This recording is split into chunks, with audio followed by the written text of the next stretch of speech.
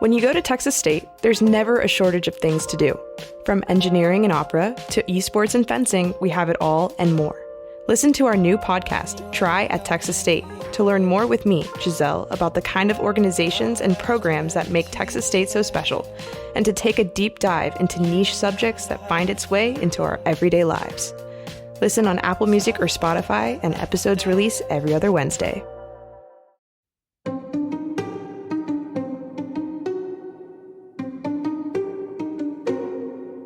Hey, welcome to a mini episode of Enlighten Me. I'm your host, Rodney Crowther.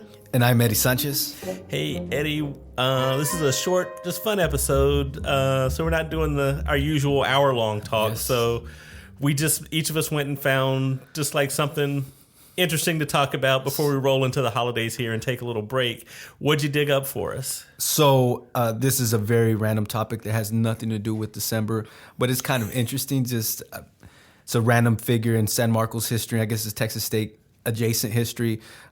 Have you ever heard of Glurpo? Yeah, unfortunately, I have heard of Glurpo, I don't think a lot of people know that story. Do not think a lot of people have heard of Glurpo and how horribly fascinating he was, how scary he was. Yeah. But, yes. But I think, I'll let you tell it. So, let me backtrack a little bit. There used to be somewhat of an amusement park here in San Marcos back in the 50s. Right, back at Spring Lake. Yeah, exactly. Over at Aquarina Springs, I think might have been the name of it. Yeah. But yeah, Spring Lake, where Meadow Center is at now. And I believe that they started off actually with the the mermaids? Yeah. The Aquamaids? Aquamaids, that was what I was looking for. So they started off with the Aquamaids, that's how come San Marcos has this mermaid-related history. Right. Started off with some of the Aquamaids, and they would perform underwater, and I guess they had routines and what have you. Yeah, it was like a whole show production. It was. So there was the Aquamaids. There was a swimming piglet named Ralph. Right. I heard that there was actually like multiple Ralphs, I guess. Over the years. Yeah, once he got a little bigger, he couldn't swim as well, so they would switch him out. That's what I hear about the most when I hear people talk about the old Ocarina Springs. It's a swimming pig, but that's not the whole story, No, right? And then there's one final creature that was added to that array of interesting entertainment, and this is Glurpo. I believe he was the world's first underwater clown. Right. I don't know how true that is, but that's just something that I read. I think that's how they sold it. Glurpo was a pipe smoking clown. There really is not a ton of history about when he arrived at San Marcos or where they pulled it from. I think the owner of the amusement park at the time might have pulled that idea from Florida. I think he saw it somewhere out east, and he thought, hey, that'd be a great attraction just to add to what he had already going on. And so he brought in Glurpo because of the fact that he couldn't wear makeup underwater. He had to wear a mask. We are going to be adding a link to an article where you'll be able to see pictures of Glurpo, and you'll see what I mean when I say he's a little creepy. For the time he wasn't, the 50s. Yeah, like before Stephen King came along, I think people liked clowns and they were fun. Exactly. I think that might have been the biggest issue, right? That Stephen King made everybody afraid of clowns. But yeah, apparently children love Glurpo. One of his big tricks was to take underwater pictures of children. I'm not too sure exactly how that all panned out, but I think there was a mirror involved or something of that nature. So he was interacting with children a ton, and it seems as if they loved him. And another interesting trick that I heard was he would blow smoke. I guess they would pretend like they were smoking cigarettes underwater. Oh, and they had some kind of powder thing. Yeah, they had a little contraption where he could like blow out of this tubing, and it would come out as smoke to the audience, and people thought that he was smoking underwater, but it was just a powder and some contraptions that the owner had set up for that purpose, just to make an interesting little trick for the audience. One of the jobs of Glurpo was to actually help the Aquamaids with their routine. So he would hold the breathing tubes that they needed, right? Because they're conducting these like minute and a half long routines, and of course they're running out of breath. So it was his responsibility to hand them the little tube where they would be able to pull air from, and it was actually like a really important role. So Glurpo actually had an important job. Glurpo did have a very important job, and he was actually doing good for his co-workers and whatnot. I'm wondering when we get the new film studio here in San Marcos, if this is going to become like the basis for a new horror movie. A clown with water, I think, would be a really, really good, interesting take on it. And apparently he became actually pretty famous. He came out in Popular Mechanics in 1952, which is a magazine. They wrote an article about him, where he was featured on the cover, and then he actually flew out to Hollywood that same year in 1952, and he performed on the television program You Asked For It. Wow, Glurpo had like a moment of fame. Yeah. I did not know that. I thought I knew a little bit of Glurpo trivia, but So eventually Glurpo, I think he had a couple of updates throughout the years, and eventually they changed Glurpo into he was like a Polynesian king, and he moved away from wearing clown makeup and a clown outfit to Polynesian themed wear. So he was wearing I believe he had a little like a grass skirt, and he had a headband on. I actually saw a picture of him. He was a muscular guy. I'm assuming it wasn't the same original Glurpo. Yeah. But Glurpo ended up becoming Polynesian, and then he just faded into obscurity.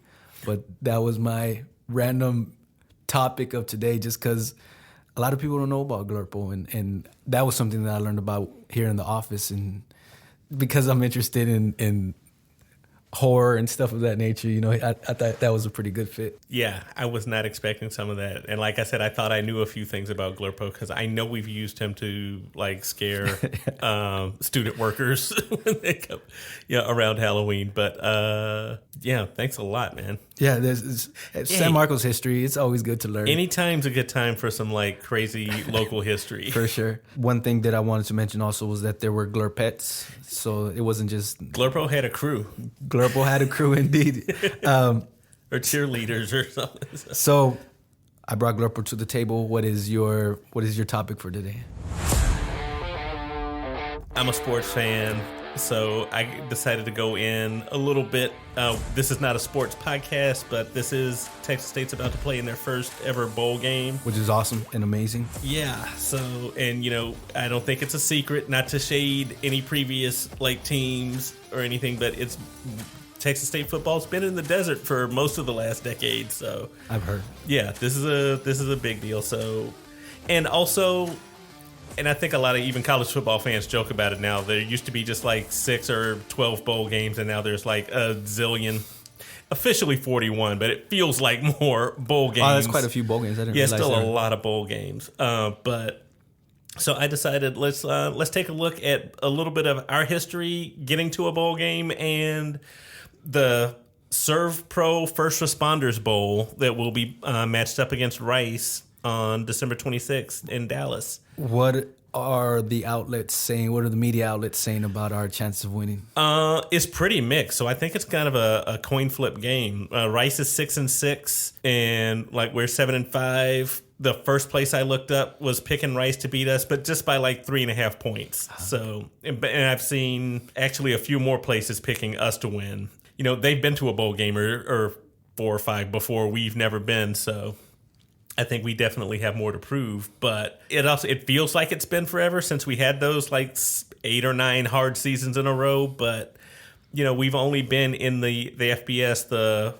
bowl football bowl subdivision since 2012. So, what we used to call Division 1A, we've only been on this level for a little over a decade. So it hasn't been a super long time that we've been had the opportunity to even get into a bowl. Exactly. We've only been bowl eligible once before in 2014, and then we were also 7-5, but did not get a bowl bid. So just getting to that number 6, is not a magic pass. It's not the golden ticket. There's still a selection process, and I think our fans helped out a lot this year because people were in the stands, and I know, for sure. Yeah, I know the TV partners want to schedule bowl games where there's going to be some interest in people following, so that was definitely a big deal. But the Serve Pro First Responders Bowl is also not a very old bowl, and kind of like Texas State, it's been through a few name changes. It started out in 2011 as the Ticket City Bowl. After a couple of years, they became the Heart of Dallas Bowl. And in 2018, Serve Pro came in as the naming sponsor, and they changed it to the First Responders Bowl